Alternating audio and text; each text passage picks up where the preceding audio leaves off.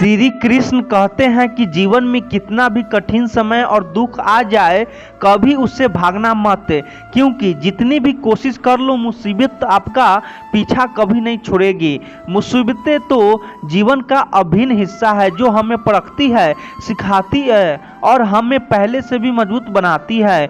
जब आप मुसीबतों का सामना करने का साहस जुटाते हैं तब आप केवल समस्याओं का समाधान नहीं पाते बल्कि अपने भीतर की छिपी हुई शक्ति को भी पहचानते हैं।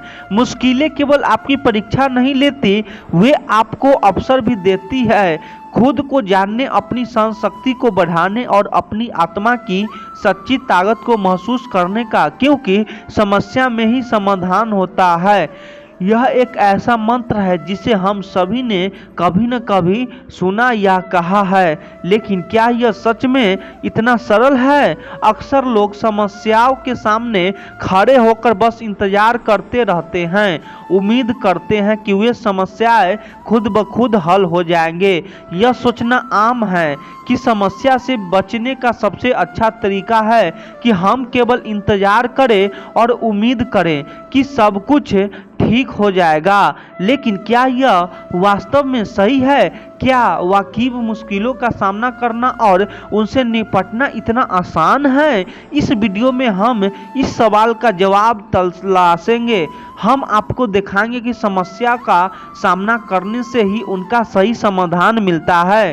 केवल इंतजार करना और हाथ पर हाथ धरे बैठना आपको कहीं नहीं ले जाएगा। हम यह समझेंगे कि आपकी मेहनत, समर्पण और सही दिशा में उठाए गए कदम ही समस्याओं को हल कर सकते हैं। यह वीडियो आपको सिखाएगा कि किस तरह समस्याओं से भागने के बजाय उनका साहसपूर्वक सामना करना चाहिए।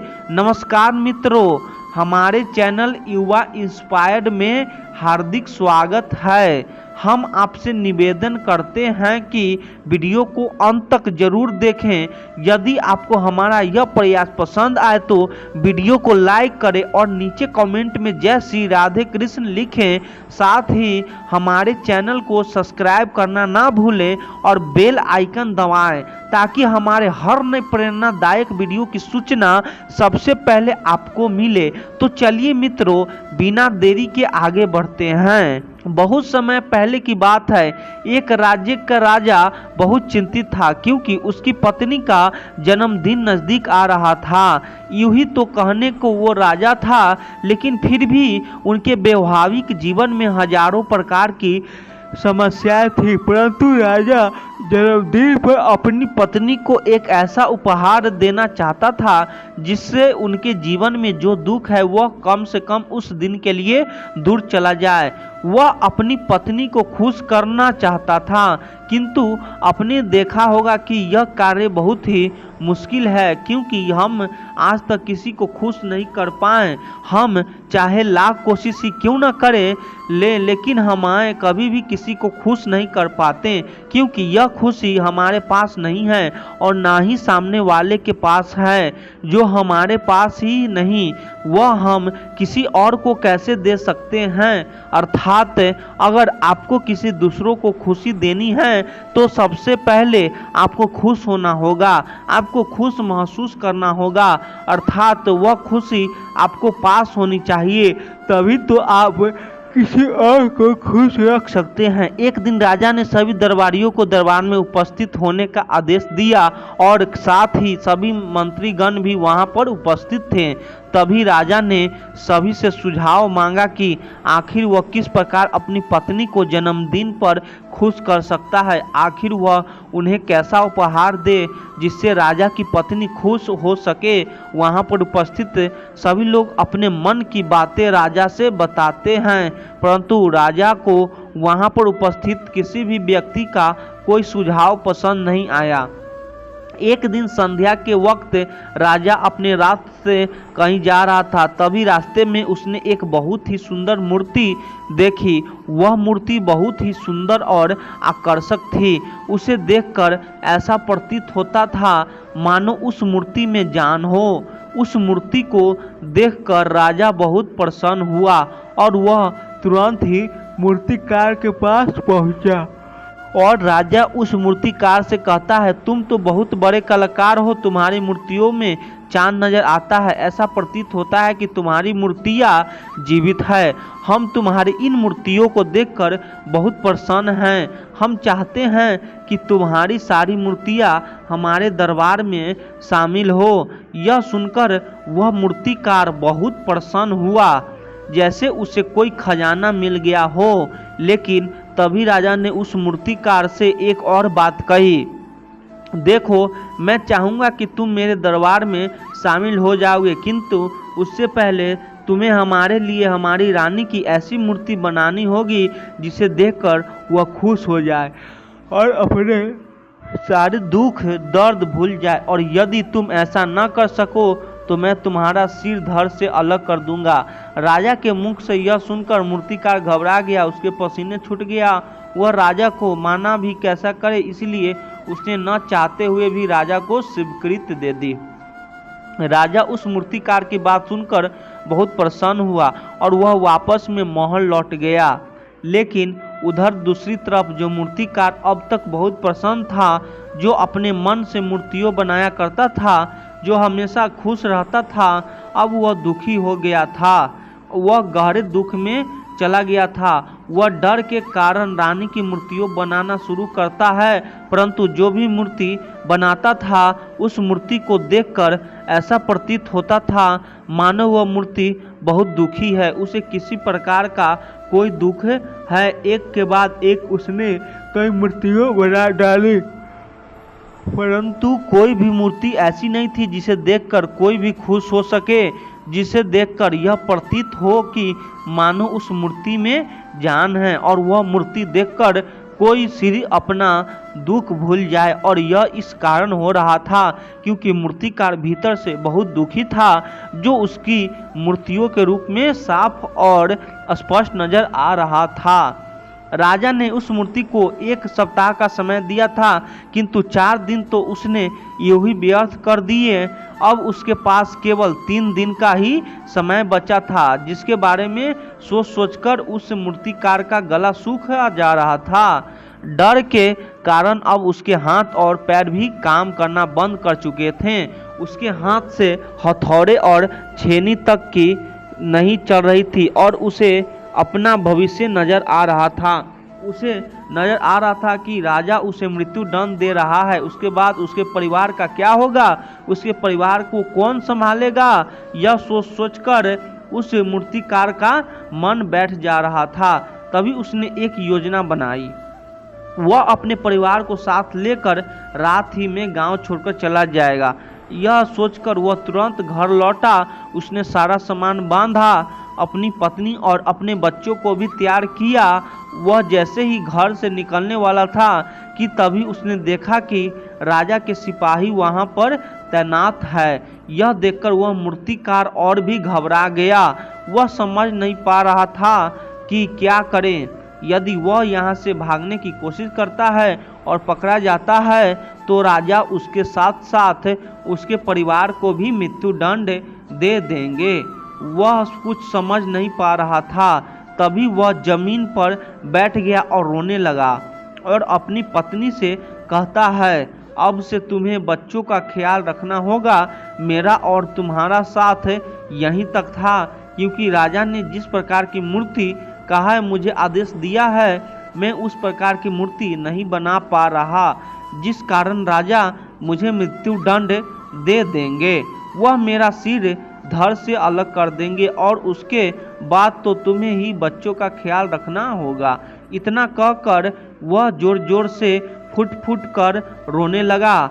देखते ही देखते रात बीत गई और अगले दिन सुबह सुबह उस मूर्तिकार के दरवाजे पर एक गुरु शिक्षा मांगने आए। मूर्तिकार ने उन्हें शिक्षा लाकर दी तो मूर्तिकार बहुत परेशान लग रहा था, जिसे देखकर गुरुवर उसे मूर्तिकार से कहते हैं, बेटा, हमारे जीवन में दुख और सुख तो आते ही रहते हैं।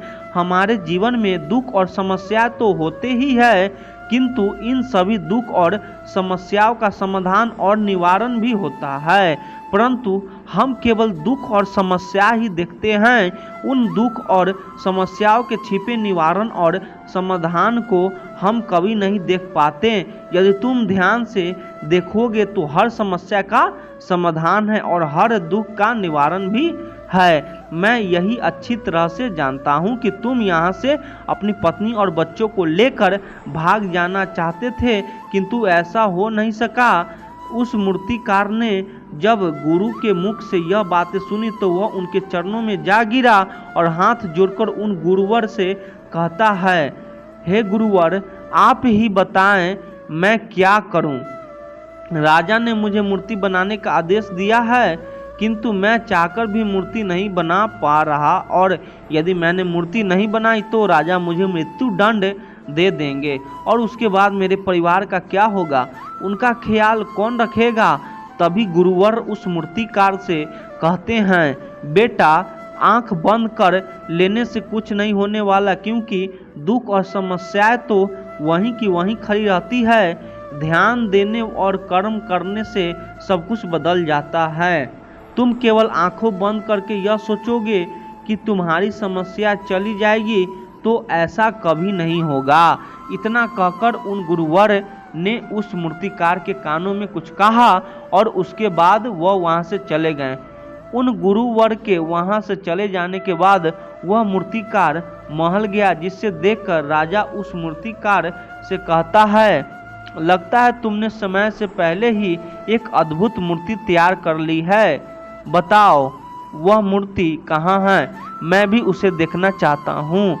इस पर मूर्ति का जवाब देते हुए कहता है, महाराज, अभी तक मैंने मूर्ति तैयार नहीं की है, परंतु आपके दिए हुए समय पर मैं अवश्य ही वह अद्भुत मूर्ति तैयार कर लूँगा।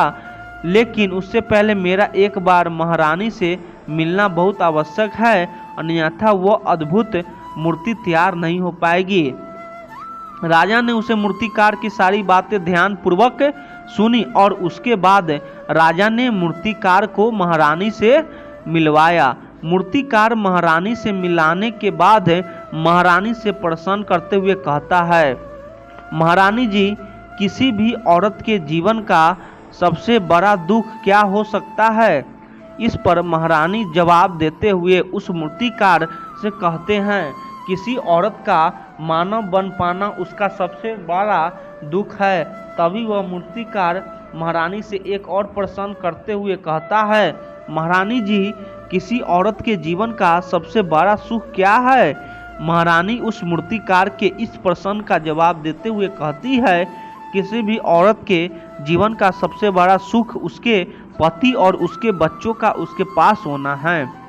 महारानी के मुख से अपने प्रश्नों का जवाब जानकर मूर्तिकार बहुत प्रसन्न हुआ और उनसे आज्ञा लेकर वह वापस अपने घर लौट आया और अब से वह दिन रात उस मूर्ति पर काम करने लगा। देखते ही देखते पूरे दिन पूरे हो गए।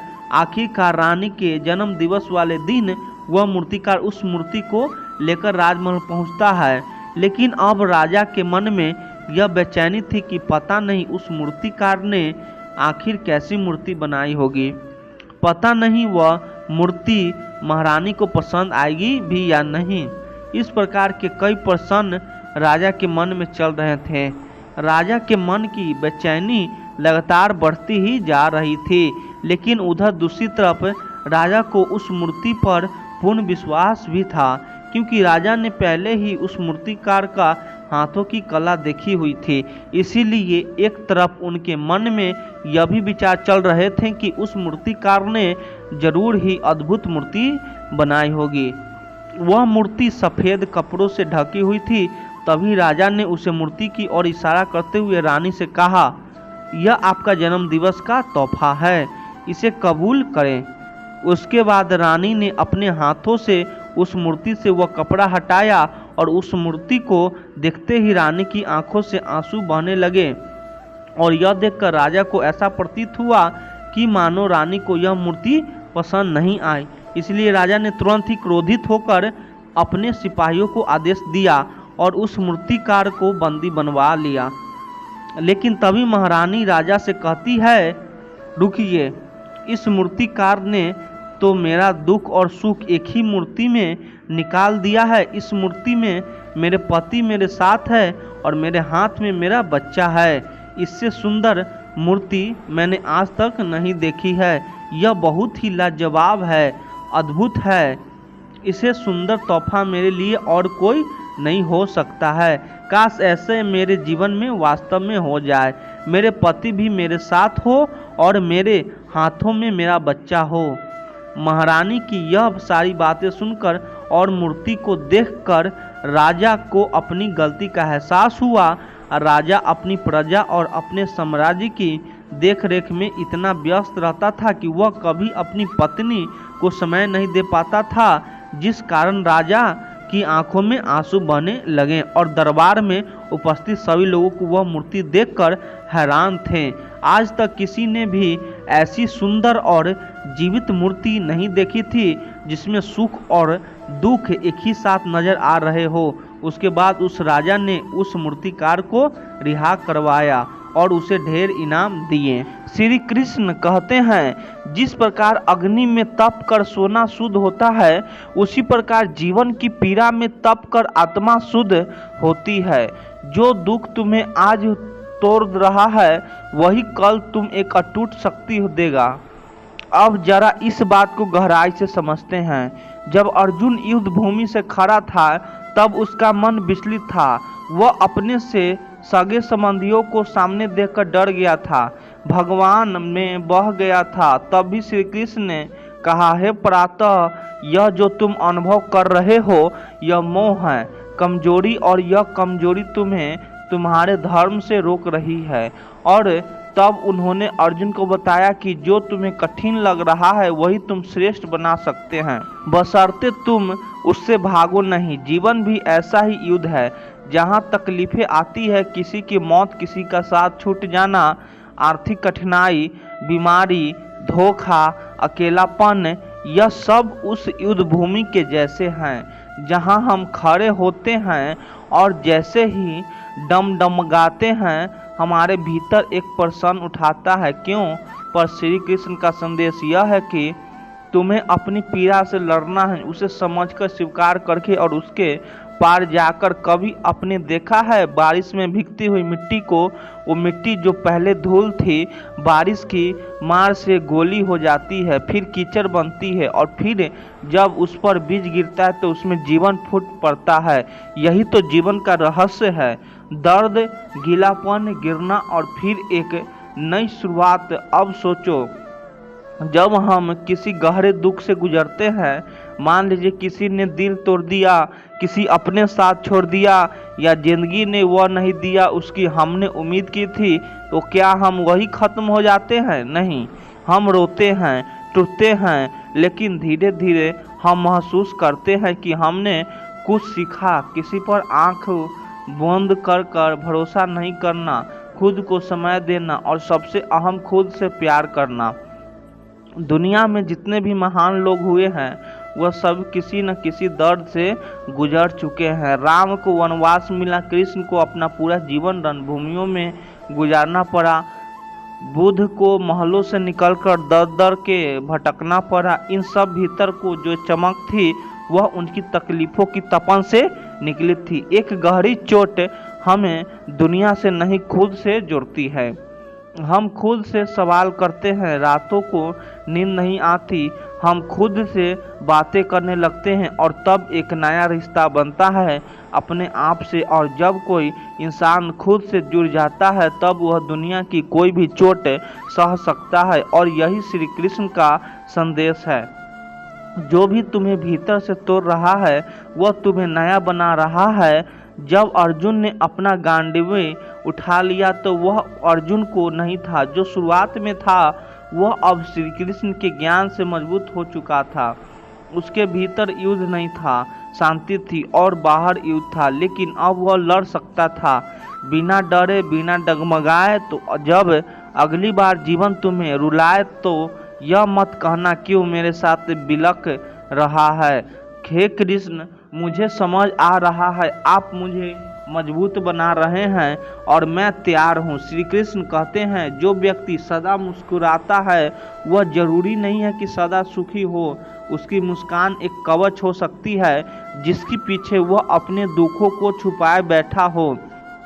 अंततः किसी की मुस्कान को देखकर यह मत समझो कि वह भीतर से भी वैसा ही। अब चलिए इस गहरे वाक्य को समझते हैं। हर इंसान की मुस्कान के पीछे एक अधूरी कहानी होती है। जैसे कुरुक्षेत्र में अर्जुन खड़ा था, बाहर से वह एक युद्ध था, महाभारत का सबसे बड़ा धनुधीरी थी, विजय निडर, लेकिन जब अपने ही लोगों को सामने खड़ा देखा तो भीतर से वह टूट गया। जो अर्जुन सदैव विजय रहा था आज श्री कृष्ण के सामने कह रहा था कि माधव मेरे धनुष गिर रहा है, मेरा शरीर कांप रहा है और मैं यह युद्ध नहीं करना चाहता। यह तो होता है जीवन में, बाहर से जो मजबूत दिखते हैं भीतर से वह सबसे ज़्यादा टूटे हुए होते हैं। आज हम हर दिन लोगों से मिलते हैं, कभी सोच कर देखिए जो लड़का हर दिन हंसता है, दोस्तों के बीच मजाक करता है, सबका दिल बहलाता है, क्या आपने कभी उससे पूछा कि जब वो रात को अकेला होता है तब वो कैसा महसूस करता है? जो लड़की हर किसी को सलाह देती है, सबके आंसू पोंछती है, क्या कभी किसी ने उसके आंसू देखे हैं? कभी कोई माँ दिन भर मुस्कुराती है, सबका ध्यान रखती है, लेकिन क्या किसी ने पूछा कि वह खुद कब से अपनी ज़रूरतों को दबा रही है? यह दुनिया हंसते हुए चेहरे की है, लेकिन हर मुस्कान के पीछे कोई अधूरी दास्तान है। किसी की टूटी मोहब्बत है, किसी की खोई हुई उम्मीदें हैं, किसी के अपने चले गए हैं, किसी के सपने अधूरे रह गए हैं, लेकिन फिर भी वह मुस्कुराते हैं। क्यों? क्योंकि श्री कृष्ण का यह उपदेश है, जीवन में जो तुम्हें मिला है उसमें संतोष रखो और जो छूट गया है उसकी पीड़ा को अपने भीतर इतना न पालो कि वह तुम्हें तोड़ दे। इसीलिए लोग मुस्कुराते हैं। वे मुस्कुराते हैं ताकि दुनिया उन्हें कमज़ोर न समझे। वे मुस्कुराते हैं ताकि उनका परिवार चिंता न करे। वे मुस्कुराते हैं क्योंकि वह नहीं चाहते हैं कि कोई और उसे दर्द का महसूस न करे जो वह खुद हर रोज सहते हैं। कभी आपने मंदिर में श्री कृष्ण की मूर्ति को देखा है? कृष्ण हर समय मुस्कुराते हैं। जब माँ यशोदा ने उन्हें बांधने की कोशिश की वह मुस्कुरा रहे थे। जब राधा से बिछड़ने का समय आया वह मुस्कुरा रहे थे। यहाँ तक कि जब महाभारत के मैदान में हर तरफ मृत्यु और विनाश फैला था तब श्री कृष्ण मुस्कुरा रहे थे। क्या वह भीतर से दुखी नहीं थे? जरूरी थे, पर श्री कृष्ण सिखाते हैं कि मुस्कान वह शक्ति है जो तुम्हारे दोहक को तुम्हारी कमजोरी बनने नहीं देती। यह तुम्हारे दर्द को भी एक नई दिशा देती है। लेकिन इसका अर्थ यह नहीं है कि हर मुस्कान के पीछे कोई झूठ है, बल्कि इसका अर्थ है हर मुस्कान के पीछे एक संघर्ष है, एक कहानी है जो शायद कभी पूरी नहीं हुई, लेकिन उस अधूरेपन को स्वीकार कर लेने का साहस भी है। तो जब अगली बार आप किसी को मुस्कुराते देखें तो सिर्फ एक खुश इंसान ना समझें। हो सकता है वह सबसे गहरा दर्द सह रहा हो और वह मुस्कान उसकी ढाल हो। और खुद भी जब आप मुस्कुराएं तो याद रखें आप अकेले नहीं हैं। आपकी अधूरी कहानी भी किसी और की कहानी से जुड़ सकती है, क्योंकि यह जीवन है अधूरे किस्सों से बनी एक सुंदर सी किताब है और श्री कृष्ण उस किताब के लेखक है जो हर पन्ने में मुस्कान और आंसू दोनों को जगह देते हैं। श्री कृष्ण कहते हैं जो व्यक्ति केवल शब्दों से नहीं कर्म से तुम्हारे साथ हो वही तुम्हारा अपना है। संबंधों की गहराई मौन में ही महसूस होती है और शोर में नहीं। अब इस बात को एक सच्चे अनुभव की तरह समझते हैं। रिश्तों की कीमत आवाज में नहीं समय पर साथ निभाने में होती है। जो खामोशी में भी साथ दे वही सच्चा होता है। जब कोई हमें प्रेम करता है, सम्मान करता है या अपना मानता है तो वह केवल शब्दों से नहीं जताता। जिंदगी के मुश्किल दौर में जब हम टूटा हुआ महसूस करते हैं, जब बोलने को कुछ नहीं बचता, तब कुछ लोग हमारे पास बैठते हैं, कुछ नहीं कहते हैं, बस हमारे साथ होते हैं और यही मौन सबसे ऊंची आवाज़ बन जाती है। कभी गौर किया है जब हम दुखी होते हैं तब हमें क्या चाहिए होता है? कोई बड़ा भाषण नहीं, कोई लंबी बात नहीं, बस किसी का हाथ हमारे कंधे पर हो और वह बिना बोले कह दे, मैं हूँ ना तेरे साथ। यही साथ सबसे बड़ा सहारा होता है। जब हम बीमार पड़ते हैं, कोई फ़ोन करके पूछ ले कैसा लग रहा है, अच्छा लगता है, पर जो बिना पूछे दवा लेकर पहुंच जाता है, घर का ख्याल रखता है, वह रिश्ता जीवन में अमिट हो जाता है। आजकल दुनिया में बहुत आवाज़ें हैं, बहुत लोग ये बात करते हैं, सलाह देते हैं, सोशल मीडिया पर स्टोरी लगाते हैं, हम हमेशा तुम्हारे साथ हैं, लेकिन जब ज़रूरत होती है तब वही लोग गायब हो जाते हैं। वो जो हर बात पर कहते थे मैं तेरा सच्चा दोस्त हूँ, पर जब आपकी आंखें नम थी, जब एक बार भी नज़रें मिलाकर नहीं पूछा क्या हुआ, तब समझ में आता है रिश्ते आवाज़ों से नहीं, मौन के साथ निभाने से बनते हैं। एक छोटा सा दृश्य सोचिए, कोई बच्चा स्कूल से रोते हुए लौटता है, माँ कुछ नहीं कहती, बस उसे सोने से लगाकर बैठ जाती है, बोलती कुछ नहीं, पर उस मौन में बच्चे को सबसे ज़्यादा शांति मिलती है, क्योंकि प्रेम वहाँ होता है जहाँ शब्द नहीं, भावना बोलती है। कुछ लोग आपके जीवन में ऐसे होंगे जो कभी आपके में तुमसे प्यार करता हूँ या मैं हमेशा तुम्हारे साथ हूँ नहीं कहेंगे, लेकिन जब आप गिरेंगे वह बिना बुलाए दौड़ आएंगे। जब दुनिया आपकी बात को गलत समझेगी तब वह आपकी आंखों में देखकर कहेंगे मुझे फर्क नहीं पड़ता कि बाकी क्या सोचते हैं, मुझे पता है तू कैसा है। यही लोग हमारे जीवन के असली रक्षक होते हैं और इन्हीं लोगों को श्री कृष्ण अपना कहते हैं, क्योंकि जो तुम्हारे दुख में तुम्हारे शब्दों से नहीं, तुम्हारी खामोशी से तुम्हारी पीड़ा समझ ले, वही रिश्ता अमूल्य होता है। तो अगली बार जब आप किसी को परखना चाहे, उनकी बातों से नहीं, उनके मौन में किए गए साथ से परखिए। वह दोस्त जो बिना कहे आपकी चिंता करता है, वह पिता जो दिन भर कुछ नहीं कहता लेकिन आपके लिए घंटों मेहनत करता है, वो माँ जो चुपचाप आपके माथे पर हाथ रख देती है, या वह जीवन साथी जो आपकी थकन देखकर खुद ही सब समझ जाता है। यही लोग हैं जिनके साथ जीवन एक वरदान बन जाता है। और यदि आप किसी के लिए ऐसे हैं जो आवाज़ नहीं करता पर वक्त पर साथ देता है, और जो जान लीजिए आप भी किसी के जीवन का सबसे कीमती रिश्ता है। श्री कृष्ण हमें यही सिखाते हैं, संबंध वह नहीं जिनमें हर दिन वादे किए जाएं, बल्कि वह हैं जो बिना वादे के भी निभाए जाते हैं। श्री कृष्ण कहते हैं जो कुछ भी तुमने खोया है वह इसीलिए गया क्योंकि उसका स्थान अब किसी और चीज़ के लिए खाली होना था, और जो कुछ भी तुम्हारा होगा वह समय आने पर तुम्हारे पास अवश्य आएगा। कई बार जीवन में जब हम किसी चीज़ को खोते हैं, कोई रिश्ता, कोई सपना, कोई अवसर, तो अवश्य क्षण बहुत भारी लगते हैं।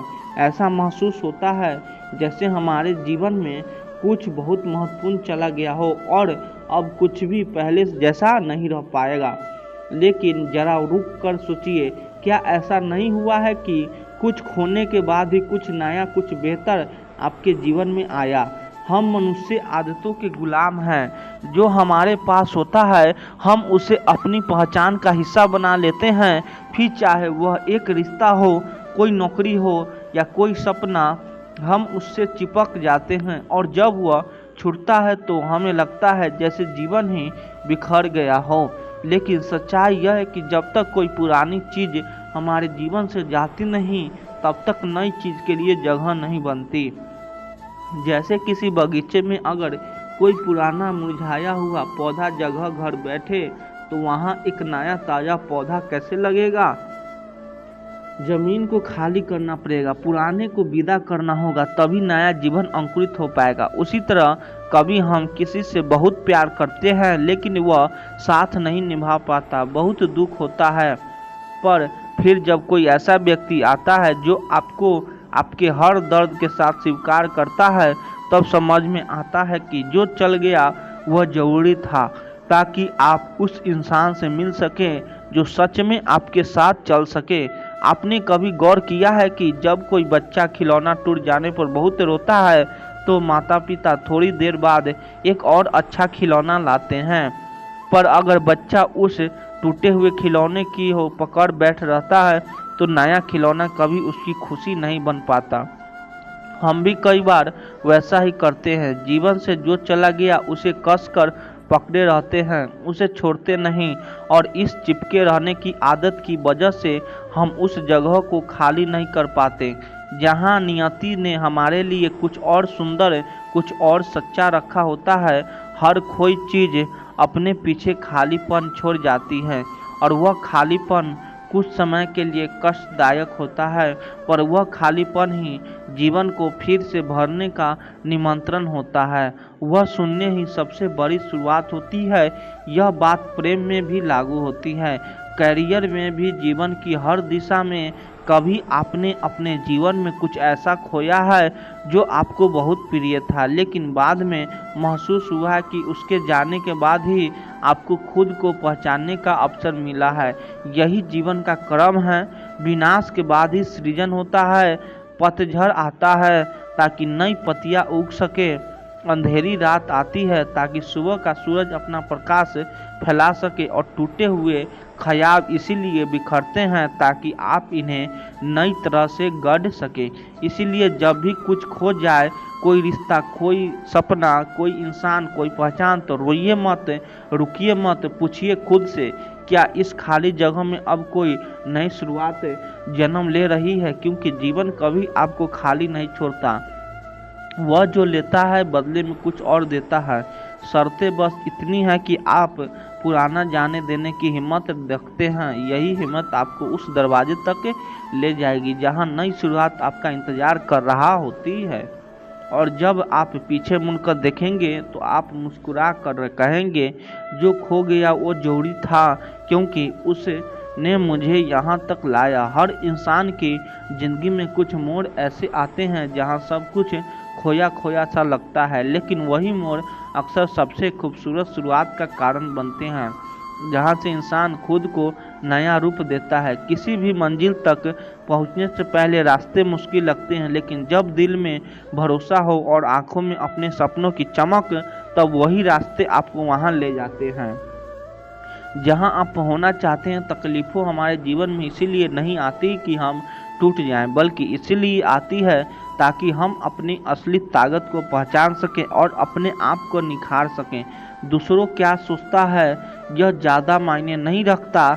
सबसे ज़रूरी है कि आप अपने बारे में क्या सोचते हैं।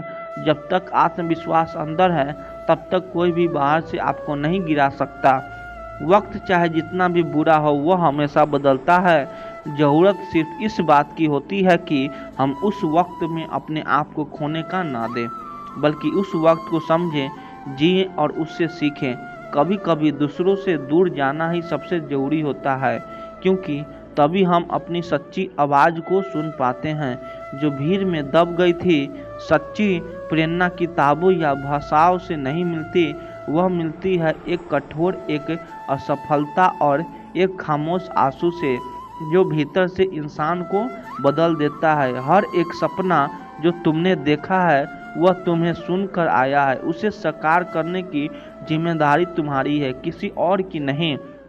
जिंदगी में जब सब कुछ सही हो रहा है तब भगवान तुम्हें मुस्कुरा कर दिखता है, लेकिन जब सब कुछ गलत हो रहा हो तब वही भगवान तुम्हें थाम कर चल रहा होता है।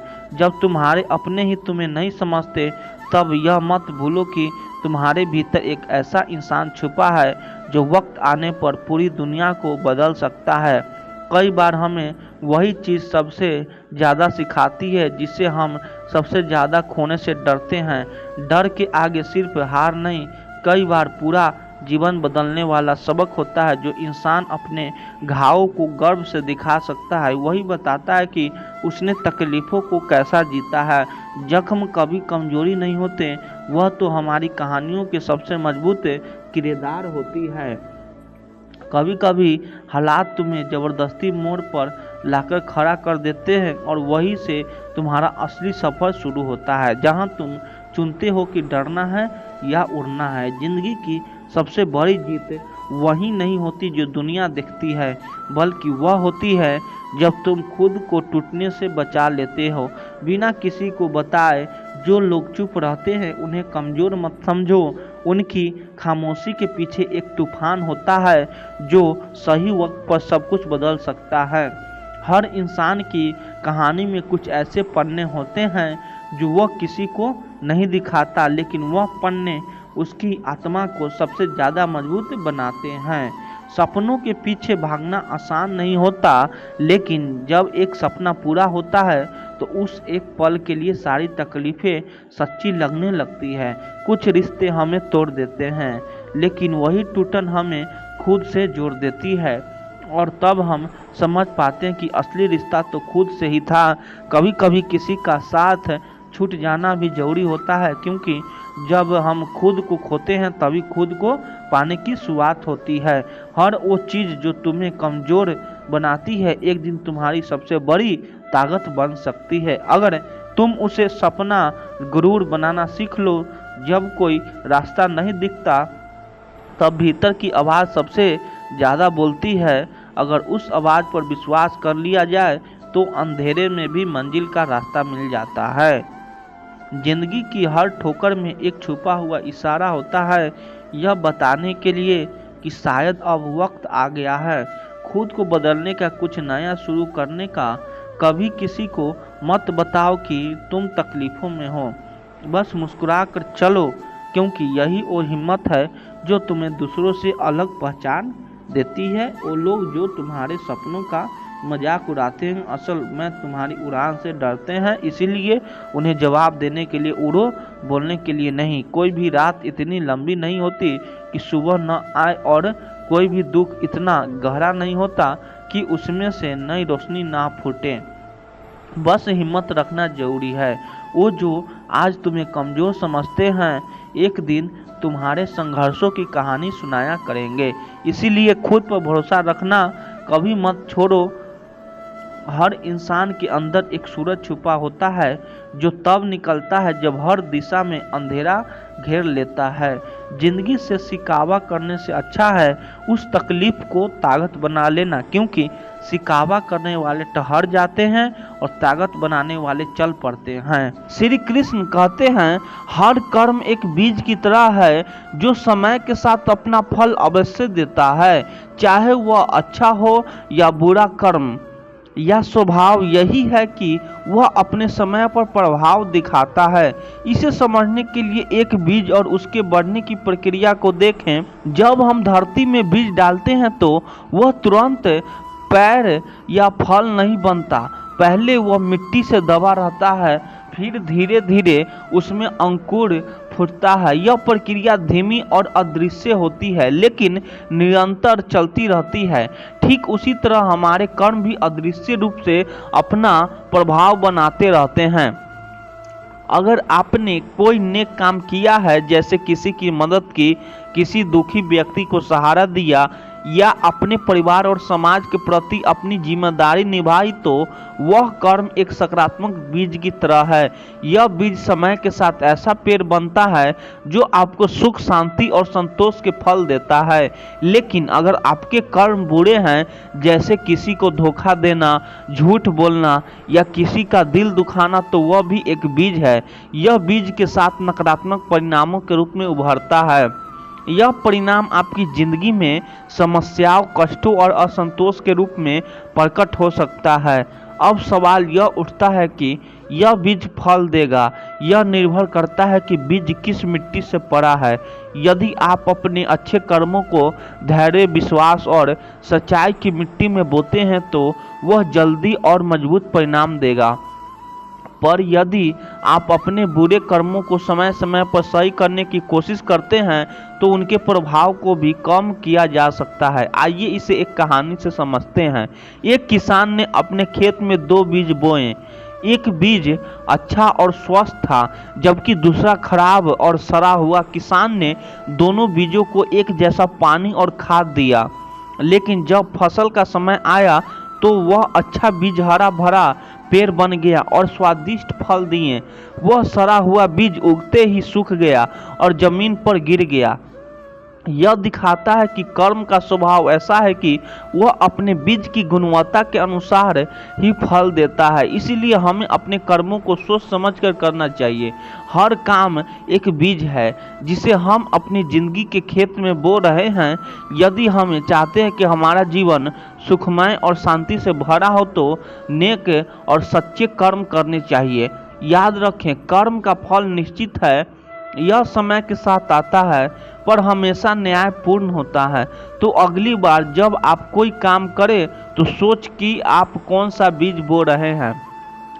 सकारात्मक और अच्छाई का यह, नकारात्मक और बुराई का यही हमारे जीवन का सबसे बड़ा सत्य है।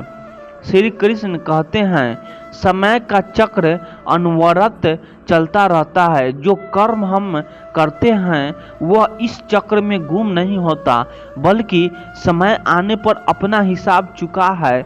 इसे समझने के लिए जीवन को एक बहती हुई नदी के रूप में देखें। जैसे नदी का पानी कभी रुकता नहीं, वैसे ही समय भी निरंतर बहता रहता है। लेकिन इस बहाव के बीच नदी किनारे छोड़ी गई हर चीज, चाहे वह एक फूल हो या पत्थर, अपनी जगह बना लेती है। ठीक इसी प्रकार हमारे कर्म भी समय की धारा में अपना स्थान पाते हैं और समय आने पर परिणाम के रूप में वापस लौटते हैं। कर्म का हिसाब कभी कभी तुरंत नहीं दिखता और यही बात हमें भ्रमित कर देती है। हम सोचते हैं कि हमने अच्छा किया पर हमें तुरंत उसका परिणाम क्यों नहीं मिला, या हमने कोई गलती की लेकिन उसका दंड क्यों नहीं हुआ। इसका कारण है समय का चक्र। समय अपने अनुसार काम करता है और हर कर्म को उचित समय पर उसका फल देता है। उदाहरण के लिए सोचिए कि आपने एक छोटा पौधा लगाया, आप उसे रोज पानी देते हैं, धूप में रखते हैं, लेकिन क्या वो पौधा अगले दिन पेड़ बन जाता है? नहीं, उसे बढ़ने के लिए समय चाहिए। लेकिन एक बार जब वह पेड़ बन जाता है तो वह आपको सालों तक फल और छाया देता है। इसी तरह जीवन में भी हमारी कर्मों का हिसाब धीरे धीरे होता है। कभी यह हिसाब तुरंत मिलता है, जैसे आपने किसी की मदद की और बदले में आपको तुरंत खुशी और संतोष मिला। लेकिन कई बार यह हिसाब वर्षों बाद होता है, जैसे आपने अपने जीवन में जो मेहनत की उसका परिणाम आपको जीवन के किसी और पड़ाव पर उन्नति के रूप में मिलता है। एक और पहलू है बुरे कर्मों का। कोई लोग शिकायत करते हैं कि जिन्होंने गलत किया उनका बुरा क्यों नहीं हुआ। इसका उत्तर है कि समय का चक्र हर चीज का हिसाब बराबर करता है, लेकिन अपने समय पर जैसे एक अपराधी को उसके अपराध का दंड मिलने में समय लगता है, वैसे ही हमारे बुरे कर्म में भी धीरे धीरे अपना प्रभाव दिखाते हैं। कर्म और समय के चक्र का यह संतुलन हमें सिखाता है कि धैर्य रखना जरूरी है। यदि आप सही राह पर हैं और अच्छे कर्म कर रहे हैं तो आपको यह मानकर चलना चाहिए कि समय आने पर उसका फल अवश्य मिलेगा। और यदि आप गलत राह पर हैं तो समय का चक्र आपके कर्मों का हिसाब जरूर करेगा। जीवन के हर पड़ाव पर यह चक्र हमें हमारे कर्मों का हिसाब देकर आगे बढ़ाता है। यह चक्र न्यायपूर्ण है और हमें यही समझने की जरूरत है कि आज के हमारे कर्म ही हमारे कल को आकार देते हैं। इसीलिए सोच समझकर कर्म करें और समय पर भरोसा रखें, क्योंकि समय का चक्र कभी किसी के साथ अन्याय नहीं करता। श्री कृष्ण कहते हैं, अच्छे कर्म का फल हमेशा मधुर होता है और जीवन में शांति और उन्नति लाता है, लेकिन बुरे कर्म अपने पीछे कष्ट और बदहाव की छाया छोड़ जाते हैं। यह सत्य हमें यह समझने के लिए प्रेरित करता है कि हमारे कर्म ही हमारे जीवन का निर्माण करते हैं। हर इंसान जो कुछ भी करता है वह एक ऊर्जा के रूप में ब्रह्मांड में फैलता है। अच्छे कर्म जैसे सच्चाई, परोपकार और दूसरों की मदद करना हमारे जीवन में एक सकारात्मक ऊर्जा का प्रभाव लाते हैं। यह ऊर्जा हमें आंतरिक शांति देती है और हमारे चारों ओर सुखद वातावरण बनाती है। मान लीजिए आप किसी जरूरतमंद की मदद करते हैं, उस व्यक्ति के चेहरे पर आई मुस्कान न केवल उसे बल्कि आपको भी खुशी और संतोष का अनुभव कराती है। यह संतोष आपके जीवन में अस्थायी शांति का बीज बोता है।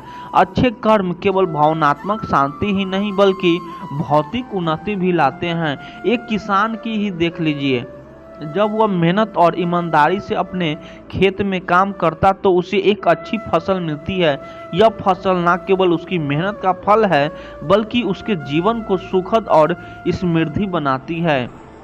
वही बुरे कर्म एक अंधकार की तरह है जो धीरे धीरे हमारे जीवन को घेर लेते हैं। जैसे कोई झूठ बोलकर तुरंत लाभ तो पा सकता है, लेकिन समय के साथ यह झूठ उसे परेशानियों में डाल देता है।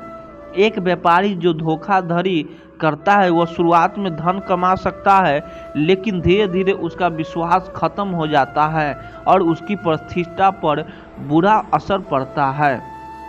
बुरे कर्म मानसिक अशांति भी लाते हैं। जब कोई व्यक्ति गलत काम करता है तो वह अंदर से हमेशा एक अपराध बोध से ग्रसित रहता है। यह बोध धीरे धीरे उसके आत्मविश्वास और शांति को खत्म कर देता है। इसका सबसे बड़ा उदाहरण महाभारत में दुर्योधन का है। उसने अपने स्वार्थ और बुरे कर्मों से न केवल अपना जीवन बल्कि पूरे परिवार को विनाश की ओर धकेल दिया। अच्छे और बुरे कर्म का प्रभाव जीवन के हर पहलू में दिखाई देता है। अच्छे कर्म रिश्ते को मजबूत बनाते हैं। जब आप अपने परिवार, दोस्तों या सहकर्मियों के साथ ईमानदारी और स्नेह से पेश आते हैं तो वे भी आपके प्रति स्नेह और सम्मान दिखाते हैं। इसके विपरीत स्वार्थी और कठोर व्यवहार से रिश्ते टूट जाते हैं। श्री कृष्ण का यह उपदेश हमें यह सिखाता है कि हमें हमेशा अपने कर्मों का चयन सोच समझकर करना चाहिए। यदि आप शांति और उन्नति चाहते हैं तो आपको सच्चाई और परोपकार के मार्ग पर चलना होगा, और यदि आप अपने जीवन में कष्टों और बाधाओं से बचना चाहते हैं तो आपको बुरे कर्मों से दूर रहना होगा। जीवन एक दर्पण की तरह है, जैसे आप इसे दिखाते हैं वैसा ही यह आपको लौटता है। अच्छे कर्मों से भरा जीवन एक सुंदर तस्वीर की तरह है जो हमेशा सुख और संतोष का अनुभव कराता है, लेकिन बुरे कर्म इसे धुंधला और अप्रिय बना सकता है। इसीलिए कर्मों का चयन बुद्धिमानी से करें, क्योंकि यही आपके जीवन का असली आधार है। श्री कृष्ण कहते हैं, आज का कर्म आपका भाग्य है और यही भाग्य आपका कल रास्ता है। जैसे कुम्हार अपनी मिट्टी को गढ़ है, वैसे ही हम अपने कर्मों से अपने भविष्य को आकार देते हैं। कल्पना कीजिए, एक मूर्तिकार के पास मिट्टी का एक ढेर है। वह इस मिट्टी से जो चाहे बना सकता है, एक खूबसूरत मूर्ति या सिर्फ एक साधारण पात्र। सब कुछ इस बात पर निर्भर करता है कि वह आज इस मिट्टी के साथ क्या करता है।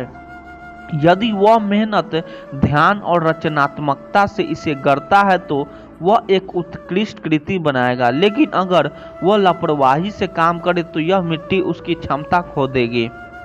इसी तरह हमारा वर्तमान जीवन वह मिट्टी है जिसे हमें अपने कर्मों से गढ़ना है। जो हम आज करते हैं वह हमारे भविष्य की नींव रखता है। अगर आज आप अपने जीवन में अनुशासन, मेहनत और सच्चाई को अपनाते हैं तो आपका भविष्य एक मजबूत और सुंदर इमारत की तरह होगा। लेकिन अगर आप लापरवाही, आलस्य या स्वार्थ को प्राथमिकता देते हैं तो यह इमारत कमजोर हो सकती है। एक किसान की कहानी से इसे और समझे। एक किसान ने अपने खेत में दो प्रकार के बीज बोए, एक तरफ अच्छे स्वास्थ्य बीज और दूसरी तरफ खराब पुराने बीज। समय के साथ जहां अच्छे बीजों से उसे भरपूर फसल मिली, वहीं खराब बीज वाले हिस्से में कुछ नहीं होगा। यही बात हमारे जीवन पर भी लागू होती है। अगर आज हम सही निर्णय लेते हैं, अच्छे कार्य करते हैं और अपने कर्तव्य को समझदारी से निभाते हैं तो हमारा भविष्य भी वैसा ही फले गांव की तरह होगा। समुद्र में बिना दिशा के चल पड़े तो क्या वह कभी अपने गंतव्य पर पहुंच जाएगा। इसी प्रकार अगर हम अपने आज के कर्मों के प्रति सजग नहीं हैं तो हमारा भविष्य भी अनिश्चित और दिशाहीन हो जाएगा। वर्तमान में उठाया गया हर कदम एक दिशा तय करता है।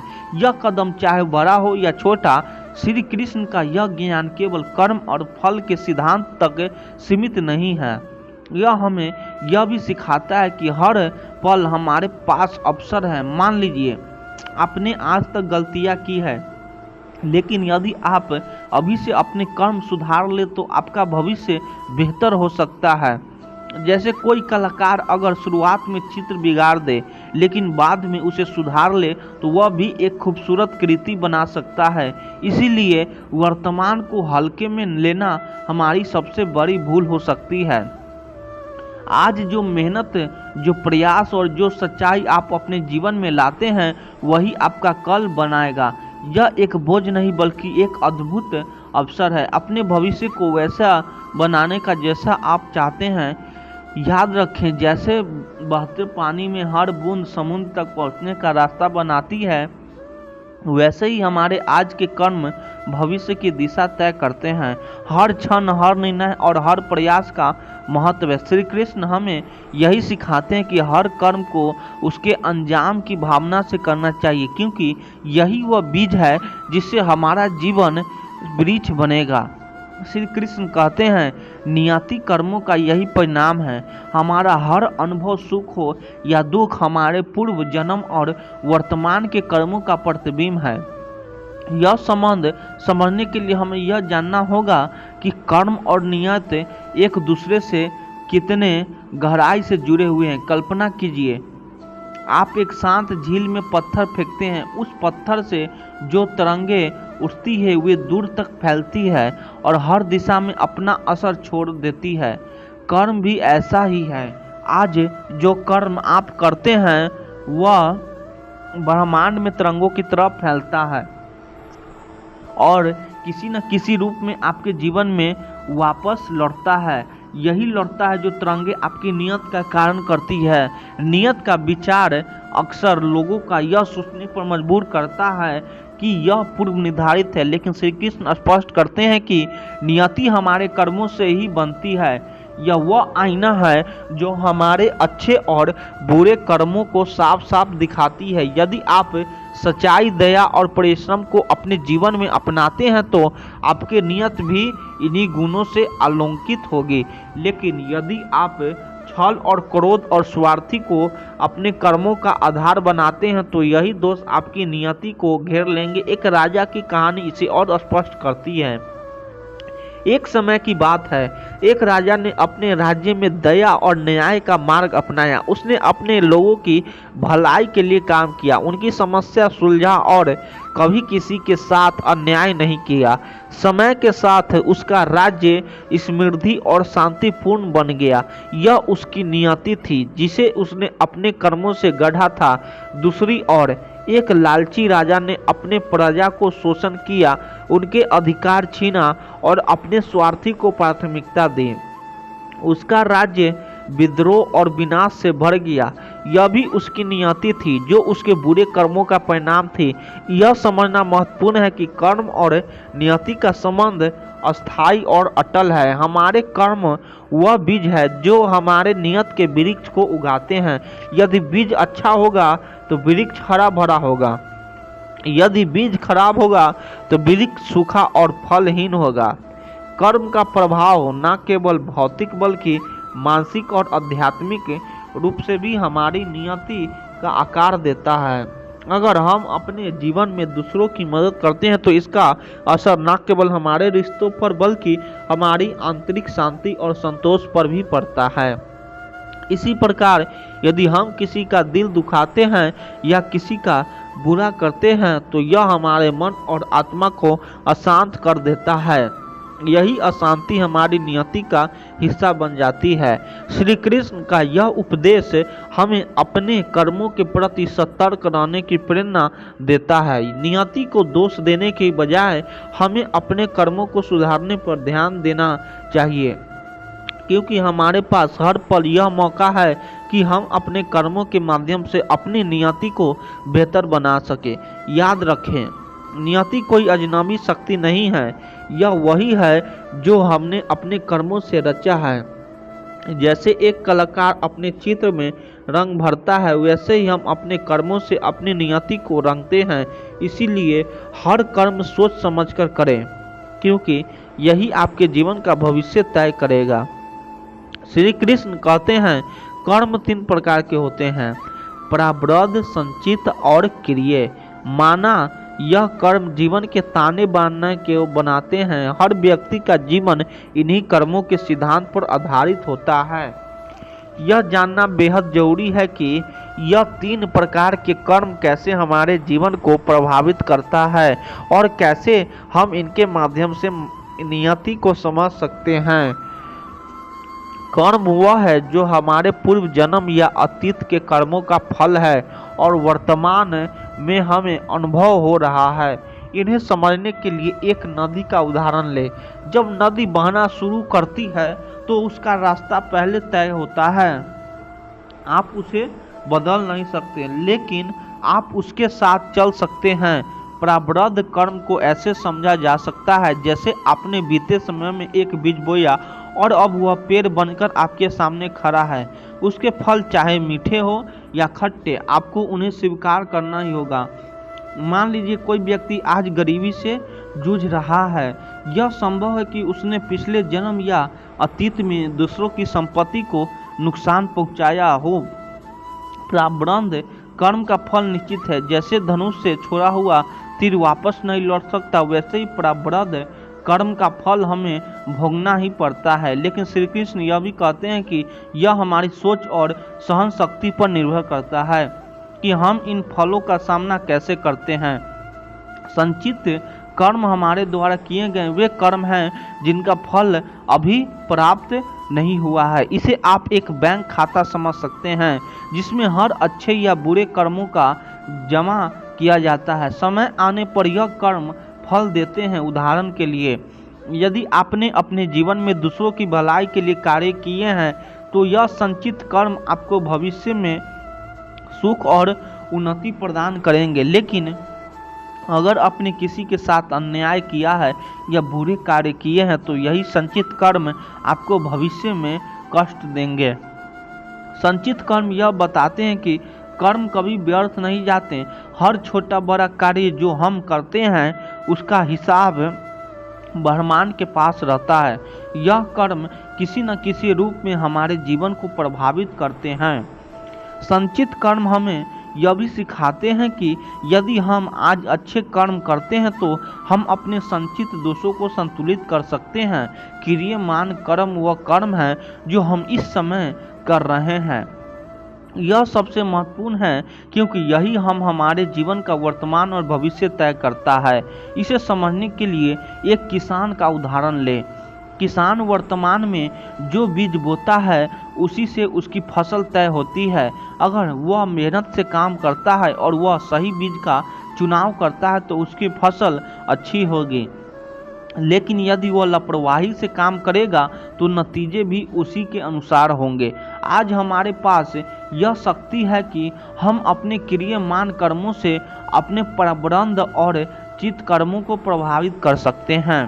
अगर किसी का प्रारब्ध कर्म कष्टकारी है लेकिन वह अपने वर्तमान में मेहनत, धैर्य और सकारात्मक को अपनाता है तो यह संभव है कि उसका भविष्य उज्जवल हो जाए। क्रियमान कर्म हमें अपने जीवन को एक नए सिरे से गढ़ने का अवसर देते हैं।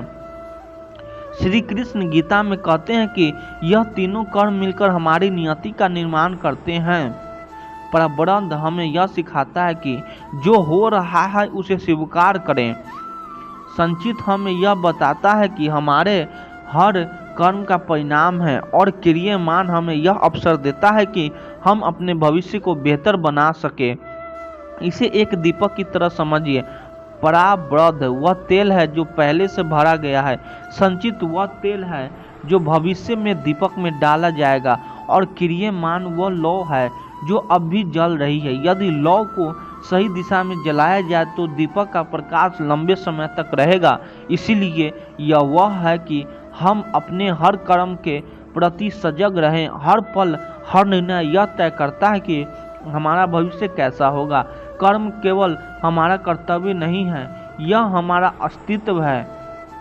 प्रारब्ध को हम बदल नहीं सकते, लेकिन क्रियमान कर्म से अपने जीवन को नई दिशा दे सकते हैं। यह कर्म का सत्य और यही श्री कृष्ण की गहरी शिक्षा है। श्री कृष्ण कहते हैं, कर्म का नियम अटल है, जैसे करोगे वैसे ही भरोगे। यह संसार का सबसे बड़ा सत्य है जो हर प्राणी के जीवन में समान रूप से लागू होता है, चाहे हम इसे माने या ना माने। यह नियम हर क्षण हमारे को देखकर अपना हिसाब पूरा करता है। कर्म के इस अटल नियम को समझने के लिए प्रकृति के नियमों को देखें। जैसे बीज बोने पर उसी के अनुरूप फल प्राप्त होता है।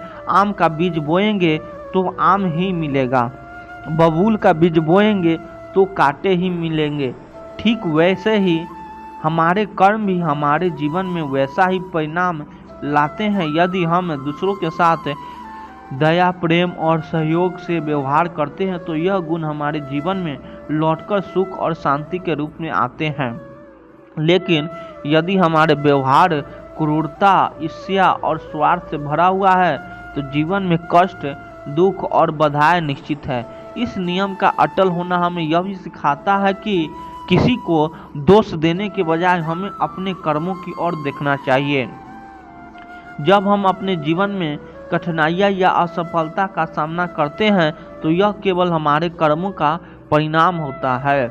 उदाहरण के लिए, अगर कोई व्यक्ति धूम्रपान करता है और बाद में उसे स्वास्थ्य संबंधी समस्या होती है तो यह उसके कर्म का फल है। उसे यह समझना होगा कि जो उसने किया वही उसे वापस मिल रहा है। यह नियम केवल व्यक्तिगत जीवन तक सीमित नहीं है, बल्कि समाज और राष्ट्र पर भी लागू होता है। यदि कोई अपने नागरिकों के साथ न्यायपूर्ण व्यवहार करता है तो वह समाज उन्नति करता है, लेकिन जहां अन्याय और शोषण होता है वहां आजकल और पतन होता है। इसी प्रकार एक राजा यदि अपनी प्रजा के साथ अन्याय करता है तो उसका राज्य भी कष्ट में आ जाता है।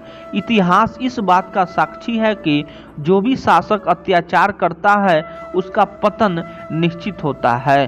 श्री कृष्ण हमें यह भी सिखाते हैं कि कर्म का यह नियम डराने के लिए नहीं बल्कि प्रेरित करने के लिए है।